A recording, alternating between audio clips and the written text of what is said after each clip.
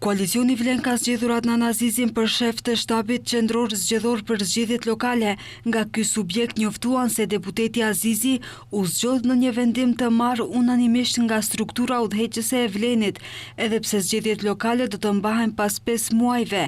Nga kjo parti thanë se tashmë ka nisur përgatitjet intensive për fushatën zgjedhore.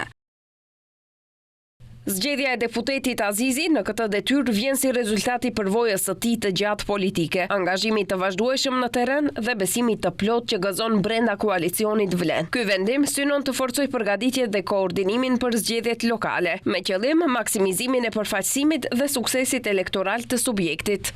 Kujtojmë se koalicioni Vlen u formua vitin e kaluar në prag të zgjedhjeve presidenciale dhe parlamentare. Në këtë koalicion u bashkuan pjesa më e madhe e subjekteve politike që atëherë ishin opozit.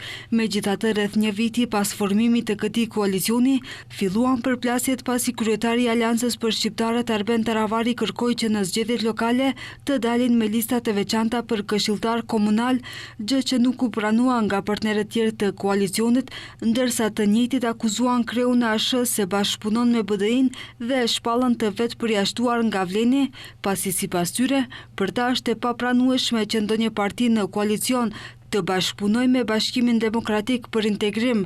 Pas këtyre zhvillimeve, Vlen ka nisur procedurat për shkrirje në një parti.